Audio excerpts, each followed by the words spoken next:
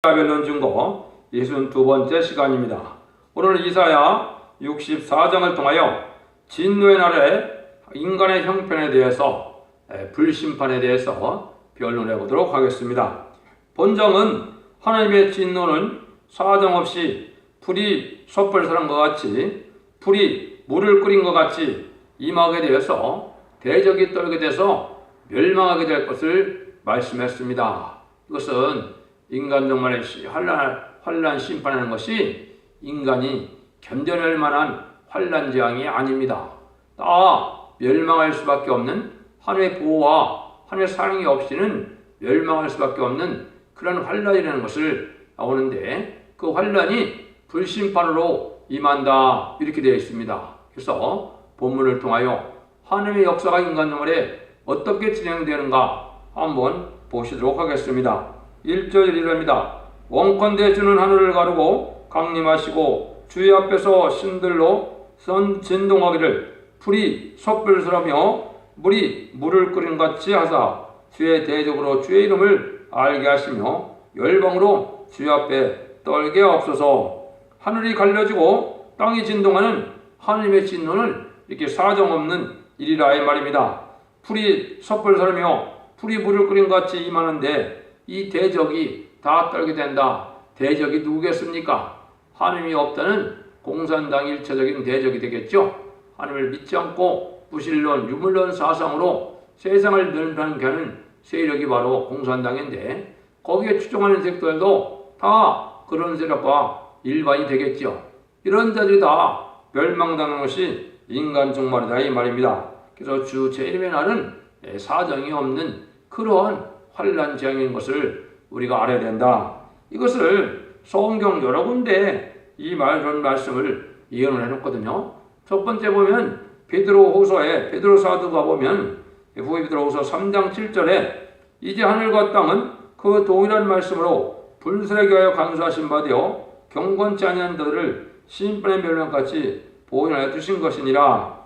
이 세상은 말씀으로 불사르기 위한 그러한 형국이라는 거죠. 지금 그런 날만 남아있는 겁니다. 그래서 이 불심판이 어떻게 임하게 되느냐 이걸 또 여러 군데에 나와 있는데요. 그리고 베드로후서 3장 10절에서는 그러나 주의 날이 도적같이 오리니 그날에는 하늘이 큰 소리로 떠나가고 체질이 뜨거운 불에 부러지고 땅과 그 중에 모든 일이 드러나리로다. 여기 보면 하늘이 큰 소리로 떠나간다. 체질이 뜨거운 불에 풀어지고 그랬죠. 이것이 이제 계시록 16장에 보면 인간 중의 마지막 핵무기가 다 터져서 악인들을 다 멸망시킬 것을 얘기했거든요. 그래서 이 악한 자들은 스스로 멸망의 길로 가고 있는 건데 이것이 이제 그렇게 어떻게 예언이 되느냐. 일곱째가 그 대접을 공기 가운데 쏟음에 큰 음성이 성전에서 보더로부터 나서 가로되 되었도다 하니 번개와 음성과 내성이 있고 또 큰 지진이 있어 어찌 큰지 사람이 땅에 있어 오므로 이같이 큰 지진이 없었더라. 이같이 큰 지진이 없었다 그랬죠. 이거는 전쟁이 아주 핵무기 전쟁으로 전무후무한 환란이 된다 이 말입니다. 그래서 아마겟돈은 이제 인간 최후의 선악간의 전쟁이라 이렇게 말하는데 이 전쟁이 아마겟돈 때 핵무기 전쟁으로 끝을 낸다 이 말입니다. 그래서 세상을 멸망시키고 이제 하나님의 종들은 하나님의 벌로 나머지 세력들을 다 멸망시켜서 이 세상이 재창조되고 변화되어서 예전동으로 회복되는 것이 이게 인간 정말의 끝이거든요. 그래서 그런 일들이 있을 것을 얘기를 했거든요. 그래서 이사야 33장에도 이걸 구체적으로 어떻게 표현하느냐. 이사야 33장 11절 12절에 보시면 너희가 결을 잉태하고 집을 해놓을 것이며 너희 호흡은 불이 되어 너를 삼킬 것이며 민족들은 불에 굽는 햇돌 같겠고 베어서 불에 사르는 가시나무 같으리로다. 이렇게 됐죠? 우리 호흡이 불이 된다 이거죠? 민족들이 불에 굽는 햇돌 같이 된다 이거죠? 마지막에 이제 핵무기를 있는 대로 다 터치게 하는 것이 이 대접장 말기에 이런 아마겟돈 때가 되는 겁니다. 이것이 하나님이 마지막으로 끝을 맺는 이러한 환란인데 이때는 하나님의 보호와 사랑이 없으면 살아날 수가 없는 겁니다. 그걸 여기 지금 말씀하신 거거든요. 3절에서 7절입니다. 주께서 강림하사 우리 생박각배 두려운 일을 행하시던 그때 산들이 주 앞에서 진동하였으며 주 외에는 자기를 악망하는 대로 하여 이런 일을 행하신 지신을 이로부터 들은 자도 없고 이로 깨달은 자도 없고 눈을 본 자도 없었나이다. 주께서 기쁘게 여기를 행하는 자와 주의 길에서 주를 기억하는 자를 선대하시거늘 우리가 범죄함으로 주께서 진노하셨사오며 이 현상이 이미 오래되었으니 우리가 어찌 구원을 얻을 수 있사오리까. 대저 우리는 다 부정한 자 같아서 우리의 의는 다 더러운 것 같으며 우리는 다 실패함이 잎사귀 같으므로 우리의 제약이 바람같이 우리를 몰아가나이다. 주의 이름을 부르는 자가 없으며 스스로 분발하여 주를 붙잡는 자가 없사오니 이는 주께서 우리에게 얼굴을 숨기시며 우리의 제약을 인하여 우리를 소멸케 하셨습니다. 멸망의 대상이 돼서 멸망할 자들은 이제 도움의 손길을 어디로 내밀 수가 없다. 이런 형국이 된다는 거죠. 이와 같이 이제 인간들의 생각밖에 두려운 일이 임하게 되므로 주님을 악망하고 의를 행하는 자, 또 의를 하기를 기뻐하는 자는 선대를 하시는데 그렇지 않은 자들은 부정한 자 같아서 이제 하나 남김없이 다 소멸이 된다 이 말이죠. 이거는 한 사람도 이해가 없는 겁니다. 아무리 사정없는 진노라도 억지가 아니고 기쁘게 의를 행하고 어디나 주님을 기억하는 자에는 다 버림을 당하는 겁니다. 그래서 두려운 날이 올 때 사명을 감당하며 의를 행하면 살게 되는데 인간의 의는 더러운 것과 같아서 구원하려래 아무 소용이 없다 이 말이거든요. 십자가의 의인에서 거룩해야 되고 또 십자가를 통하여 우리가 성덕해야 되는 이런 역사가 와야 되거든요. 그래서 제약에 물든 인간 세상은 다 이렇게 불에 달라 없어질 수밖에 없다는 겁니다. 그래서 우리가 먼저 성령의 능력으로 완전 개조 변호생 노력을 받아서 이제 원죄와 자범죄를 해결받는 이런 깨끗함과 거룩함을 입어서 이거를 이사야 4장에는 칭성이라 그런다 그랬죠. 몸이 거룩하다 이 말입니다. 지금은 칭의라 그래서 이제 우리가 예수 그리스도의 공로로 죄인된 몸에서 의인된 몸으로 죄가 없다는 몸으로 우리가 칭의를 받아서 영원 구원을 받지만은 환란과 재난에는 몸까지 성들어야 이제 구원을 받게 된다는 것을 우리가 알 수가 있는 겁니다. 그래서 이런 일들이 지금 진행되는 것이 인간 종말인데 이 일들이 시작한 것이 1300년반이고 1300년반은 아주 짧은 시간에 38개월, 7개월이면 이 모든 일이 끝나거든요.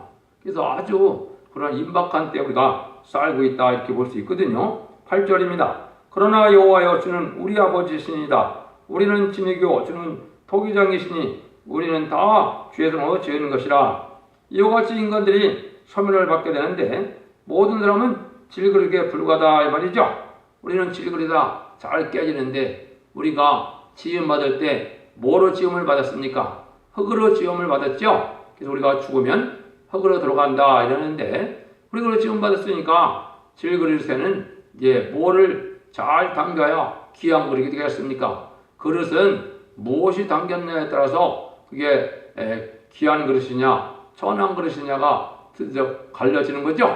그래서 우리 마음에 이제는 뭐가 자꾸 차야 되느냐, 하나님의 의로 꽉 차야 되는데 하나님의 의를 받으면 하나님의 영을 받아서 심판의 영, 소멸의 영이 말씀의 불이 우리에게 꽉 차서 마귀를 능히 멸망시키고 이길 수 있는 능력이 되는 거거든요. 그래서 이것은 핵무기가 터진다는들 해를 주지 못한 몸으로 이게 변화되는 거거든요. 그래서 옛날에 다니엘의 세 친구가 7배나 뜨거운 풀무불에 들어가도 머리털 하나, 옷기타 하나 상하지 않았다 그랬죠? 그거나 마찬가지로 인간 영혼의 핵무기가 터져도 하나님의 의를 행해서 이렇게 하나님의 불을 받은 자들은 전혀 해함이 없는 그런 때가 오는 겁니다. 여러분들이 그것이 이 시대에 전지전능하시고 무소불능하신 하나님을 믿는 참 믿음이 되는 겁니다. 하나님의 절대적인 보호와 역사가 없으면 살아남지 못하는데 그리스도인의 수치는 바로 그때 알려지는 겁니다. 환난과 재난의 심판의 환난에 하나님의 보호를 받지 못하면 다 멸망을 당할 수밖에 없으니까 그때 수치를 당한다. 이렇게 볼 수 있는 겁니다. 9절에서 11절입니다. 여호와여 과히 분노하지 마옵시며 죄악을 영영히 기억하지 마옵소서. 보아오니 보시옵소서 보시옵소서. 우리는 다 주의 백성이니이다. 주의 거룩한 성읍들이 광야가 되었으며 시온이 광야가 되었으며 예수님의 황폐하나이다. 우리 열조가 주를 찬송하던 우리의 거룩 아름다운 전에 불에 탔으며 우리의 즐거웠던 것이 다 황무하나이다. 이렇게 진노의 나라는 아무리 이 거룩한 성읍이라도 황폐가 되는 동시에 아름다운 전도 다 불에 탄다는 겁니다. 아무리 지금 화려하고 거창한 그런 교회를 전했더라도 이게 의를 바로 행하지 않으면 다 불에 타서 소용이 없게 된다 이 말이거든요. 오직 즐겁게 의를 행하고 주를 기억하는 자는 남는데 그러한 사랑만 믿고 다니는 그런 종교생활은 헛된 생활이 되는 겁니다. 이것은 시대적인 진리 앞에 순종하지 않고 그냥 단지 하느님은 사랑이시다. 주님은 사랑이니까 우리가 많은 죄악 속에 살아도 하나님이 다 용서해 줄 것이다. 주님이 다 죄를 십자가에 지고 갔으니까 우리의 죄는 하나도 없다. 이렇게만 믿으면 그거는 헛된 믿음이 되는 겁니다. 물론 예수 그리스도의 공로로 되고 하나님의 사랑과 공의로 되는 것이지만은 그렇다고 해서 인간이 그러한 믿음의 연령과가 없고 또 말씀을 지켜 행하는 것이 없으면 그건 참 믿음이라고 볼 수 없는 겁니다. 믿음이라는 것은 하나님의 말씀을 지켜 회개하고 지켜나가는 것이 있어야 그걸 믿음이라고 그러고 그 말씀에 순종함으로 복을 받는 것이 이게 확실한 구원론이 되는 겁니다. 이론적으로 구원론을 그럴듯하게 세웠다 해서 하나님은 그 역사대로 하시는 분이 아니거든요. 진리의 말씀대로 하나님의 법대로 하시는 분이기 때문에 여러분들은 그런 철저한 말씀을 지켜 회개하는 그런 삶이 필요하다 이 말입니다. 오직 즐겁게 의논하고 주를 기억하는 자는 남게 돼서 이런 하나님 앞에 바로 이런 진리 앞에 순종하는 삶 속에서 시대적인 진리인 이때 마지막 법이 뭐라 그랬습니까? 예언의 법인데 계속 1장 3절처럼 예언의 말씀을 읽고 듣고 지키는 자들이 복이 있다고 그랬죠? 그것이 인간용의 마지막 법입니다. 지금은 십자가만 믿었으면 영원받는 시대지만 심판 환란대형 시대는 십자가를 믿는 믿음 갖고는 환란대형을 살아남을 수가 없습니다. 그래서 예언의 말씀을 읽고 듣고 지켜서 예언서 계시를 잘 묵상하시고 잘 읽어서 순종하고자 하는 마음으로 하나님 앞에 올바른 삶을 살아가는 삶이 돼야 하나님의 보호와 사랑을 받을 수 있는 거거든요. 12절입니다.